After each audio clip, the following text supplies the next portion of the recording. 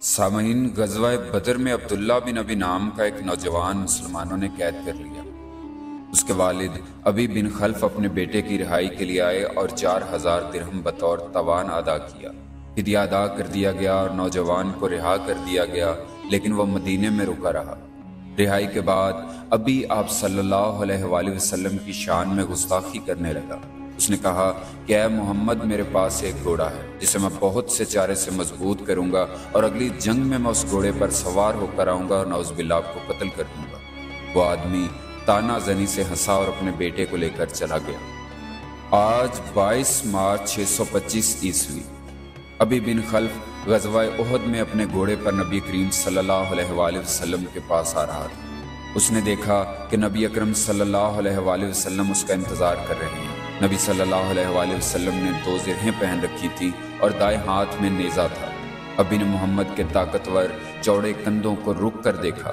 سامعین، یہ بات آج بہت کم لوگوں کو معلوم ہے کہ پیغمبر اسلام اپنے وقت کے مضبوط ترین مسلمانوں میں سے ایک تھے، اور اس بات کا تصور بھی کم لوگ ہی کر سکتے ہیں کہ آپ کسی کے لیے کتنا مضبوط حریف ثابت ہو سکتے تھے۔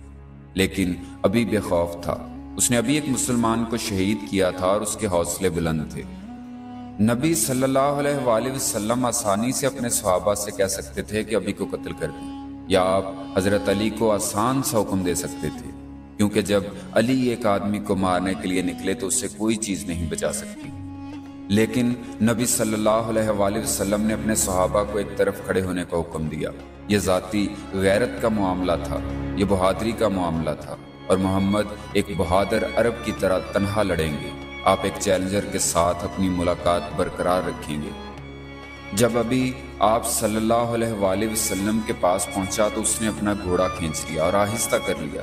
اسے کوئی جلدی نہیں تھی، اور پھر اپنی تلوار نکال کر حملے کے لیے بڑھا، لیکن اسے بہت دیر ہو چکی تھی کہ نبی صلی اللہ علیہ وآلہ وسلم نے اپنا نیزہ اٹھایا اور ابی کے سینے کے اوپری حصے پر مارا۔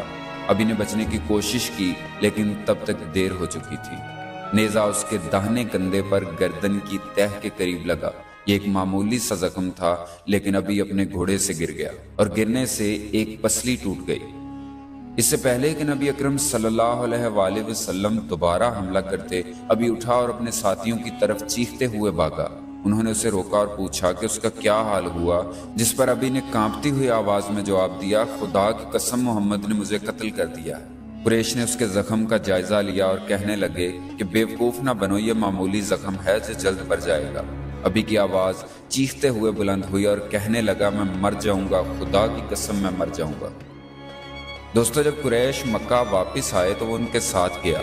جب انہوں نے سراف نامی جگہ پر ڈیرے ڈالے جو مکہ سے زیادہ دور نہیں تھا، اس جگہ وہ بدبخت مر گیا۔ اس کی موت کی وجہ اللہ ہی بہتر جانتا ہے۔ سامعین، دوسری طرف غزوہ احد کے حالات رفتہ رفتہ مزید مایوس کن ہوتے گئے، کیونکہ قریش کے بھاری حملوں کے خلاف مسلمانوں نے سختی سے کام لیا اور ٹوٹنے کا کوئی نشان نہیں دکھایا۔ ابو سفیان اور خالد دونوں جنگ کا جلد فیصلہ کرنا چاہتے تھے، کیونکہ جنگ کافی دیر تک چلی تھی۔ اس لیے قریش نے فیصلہ کیا کہ سخت دباؤ ڈالا جائے، اور اگر ممکن ہو تو نبی اکرم صلی اللہ علیہ وآلہ وسلم کے پاس پہنچ جائیں، کیونکہ وہ جانتے تھے کہ آپ کی نعوذ باللہ شہادت سے مزاحمت ختم ہونے کا امکان ہوگا۔ نتیجتاً قریش کے پیادہ دستوں کا ایک مضبوط گروہ نبی اکرم صلی اللہ علیہ وآلہ وسلم کے خلاف پیش قدمی کر گیا۔ مسلمان محافظ لڑتے رہے اور قریش کو کاٹتے رہے۔ قریش میں سے 3 لوگ آپ کے محافظوں کا دائرہ توڑنے میں کامیاب ہو گئے۔ وہ پتھر پھینکتے ہوئے نبی اکرم صلی اللہ علیہ وآلہ وسلم کے فاصلے پر پہنچ گئے۔ یہ 3 آدمی عتبہ بن ابی وقاص، عبداللہ بن شہاب اور ابن کیمیہ تھے۔ عتبہ نے رسول اللہ صلی اللہ علیہ وآلہ وسلم کے چہرے پر 4 پتھر مارے۔ آپ صلی اللہ علیہ وآلہ وسلم کے نیچے کے 2 دانت ٹوٹ گئے اور آپ کا نچلا ہونٹ زخمی کر دیا، جبکہ ابن کیمیہ کے ایک پتھر سے آپ صلی اللہ علیہ وآلہ وسلم کے ہیلمٹ کی 2 کڑیاں آپ کی گال کی ہڈی میں چبھ گئیں۔ ان پتھروں کے نتیجے میں نبی اکرم صلی اللہ علیہ وآلہ وسلم زمین پر گر پڑے۔ پھر چند مسلمانوں نے جوابی حملہ کیا اور قریش کو پیچھے ہٹا دیا۔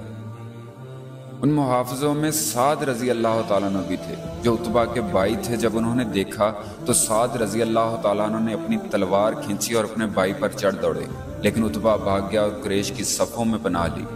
بعد میں سعد رضی اللہ تعالیٰ عنہ کہتے ہیں کہ زندگی میں کبھی انہیں اتنا افسوس نہیں ہوا اور نہ کبھی کسی آدمی کو اتنی بری طرح سے قتل کرنا چاہتے تھے جتنا کہ وہ اپنے بھائی عتبہ کو رسول اللہ صلی اللہ علیہ وآلہ وسلم کو زخمی کرنے پر قتل کرنا چاہتے تھے۔ سامعین، اس کے بعد جنگ میں تھوڑی سی مہلت ملی جس میں نبی اکرم صلی اللہ علیہ وآلہ وسلم نے اپنے چہرے سے خون پونچھ لیا۔ ابو عبیدہ جو تھوڑا سا سرجن تھے، انہوں نے آپ کی 2 کڑیاں نکالنے کی کوشش کی جو رسول اللہ صلی اللہ علیہ وآلہ وسلم کے رخسار کی ہڈی میں چبھی تھی، لیکن ابو عبیدہ وہ کڑیاں نکالنے میں ناکام رہے۔ آخر کار انہیں اپنے دانتوں کا استعمال کر کے انہیں نکالنا پڑا اور اس عمل میں ان کے 2 دانت ضائع ہو گئے۔ اسی وجہ سے وہ عربوں میں الاسرم کے نام سے پہچانے جانے لگے۔ اس مہلت کے دوران نبی صلی اللہ علیہ وآلہ وسلم اپنی طاقت بحال کرنے میں کامیاب ہو گئے اور دوبارہ کھڑے ہو گئے۔ ام ایمن نام کی ایک سیاہ فام عورت جس نے بچپن میں ایک بار نبی اکرم صلی اللہ علیہ وآلہ وسلم کو دودھ پلایا تھا، آپ کے پاس کھڑی تھی۔ قریش کی صفوں میں سے ایک شخص جس کا نام حبان بن الارقہ تھا آہستہ آہستہ کمان کے دائرے میں آیا اور اپنی کمان پر تیر لگا کر اس عورت کی طرف مارا۔ تیر ام ایمن کی پشت پر لگا۔ حبان کو یہ بات بہت ہی مضحکہ خیز لگی اور وہ کہکا لگا کر واپس قریش کی طرف چلنے لگا۔ نبی اکرم صلی اللہ علیہ وآلہ وسلم نے دیکھا کہ کیا ہوا ہے اور سخت غصے میں آ گئے۔ آپ نے اپنے ترکش سے ایک تیر نکال کر سعد رضی اللہ تعالیٰ عنہ کو دیا اور حکم دیا کہ اسے قتل کرو۔ سعد رضی اللہ تعالیٰ عنہ نے پیغمبر کا تیر اپنی کمان میں لگایا اور محتاط انداز میں نشانہ بناتے ہوئے اسے کافر کی گردن میں مارا اور وہ تڑپتے ہوئے مر گیا۔ اس بار نبی اکرم صلی اللہ علیہ وآلہ وسلم ہنس پڑے۔ اس کے بعد قریش نے اب اپنے آخری حملے کا آغاز ہر طرف سے نبی اکرم صلی اللہ علیہ وآلہ وسلم کے خلاف پرتشدد حملوں کے ساتھ کیا۔ صحابہ کی طرف سے تشکیل دیا گیا محاصرہ عملی طور پر تمام مقامات پر حملے کو روکنے کے قابل تھا، لیکن ایک جگہ اس میں شگاف پڑ گیا اور اب کی بار ابن کیمیہ پھر سے دائرہ توڑ کر نبی اکرم صلی اللہ علیہ وآلہ وسلم کے پاس پہنچنے میں کامیاب ہو گیا۔ یہ شخص ان لوگوں میں سے تھا جنہوں نے حملے کے پچھلے مرحلے میں نبی اکرم صلی اللہ علیہ وآلہ وسلم کو پتھر مارے تھے۔ رسول اللہ صلی اللہ علیہ وآلہ وسلم کے قریب اور آپ کے دائیں طرف مصعب بن عمیر اور ام عمارہ نامی ایک خاتون کھڑی تھی۔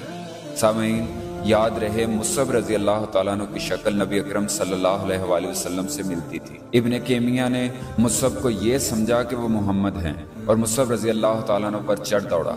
مصعب تلوار لے کر لڑنے لگے، لیکن چند لمحے گزرنے کے بعد ابن کیمیہ نے مصعب رضی اللہ تعالیٰ عنہ کو شہید کر دیا۔ مصعب رضی اللہ تعالیٰ عنہ گرے تو ام عمارہ ابن کیمیہ کے پاس پہنچی اور اپنی تلوار سے اس کے کندھے پر ضرب لگائی۔ ایک تو ابن کیمیہ نے زرہ پہن رکھی تھی اور اوپر سے ضرب کے پیچھے کوئی طاقت نہیں تھی، اس لیے اسے کوئی نقصان نہیں ہوا۔ ابن کیمیہ نے اپنی تلوار ام عمارہ کے کندھے پر ماری اور ام عمارہ نیچے گر گئی اور کچھ دیر تک ہلنے سے قاصر رہی، لیکن زندہ تھی۔ ام عمارہ کے گرتے ہی ابن کیمیہ نے نبی اکرم صلی اللہ علیہ وآلہ وسلم کو دیکھا۔ آپ صلی اللہ علیہ وآلہ وسلم کی طرف لپکا، اس نے اپنی تلوار اٹھائی اور نبی اکرم صلی اللہ علیہ وآلہ وسلم کے سر مبارک پر وحشیانہ وار کیا۔ تلوار نے رسول اللہ صلی اللہ علیہ وآلہ وسلم کے ہیلمٹ کی چند کڑیاں کاٹ دیں۔ ہیلمٹ سے ہٹ کر تلوار اپنے زور میں چلی اور رسول اللہ صلی اللہ علیہ وآلہ وسلم کے دائیں کندھے پر آ گئی۔ ضرب کا زور ایسا تھا اور اس کے پیچھے طاقت اتنی تھی کہ حضور اکرم صلی اللہ علیہ وآلہ وسلم اپنے پیچھے ایک گہری کھائی میں گر گئے۔ یہاں سے بعد میں آپ کو حضرت علی اور طلحہ رضی اللہ تعالیٰ عنہ نے اٹھایا۔ نبی اکرم صلی اللہ علیہ وآلہ وسلم کو گرتے دیکھ کر ابن کیمیہ ہڑبڑا کر قریش کی طرف بھاگا اور اپنی آواز میں چیختے ہوئے کہا، میں نے محمد کو نعوذ باللہ قتل کر دیا۔ اے قریش والو، میں نے محمد کو قتل کر دیا۔ یہ چیخ میدان جنگ میں پھیل گئی اور قریش اور مسلمانوں نے یکساں سنی۔ اس آواز نے مسلمانوں کی روح کو توڑ دیا اور ان میں سے اکثر مسلمان احد پہاڑ کی طرف بھاگ گئے۔ تاہم چند مسلمانوں نے فیصلہ کیا کہ اگر رسول اللہ صلی اللہ علیہ وآلہ وسلم فوت ہو گئے تو اب ان کے جینے کا کوئی فائدہ نہیں۔ وہ قریش کے گھڑ سوار دستوں پر چڑھ دوڑے اور جوش میں اپنی جانوں کو ہر ممکن حد تک داؤ پر لگا دیا، لیکن خالد اور اکرمہ نے انہیں کچھ ہی دیر میں مار ڈالا۔ اور خالد اپنے ہر وار پہ چیختا، میں ابو سلیمان ہوں، میں ہوں سلیمان کا باپ۔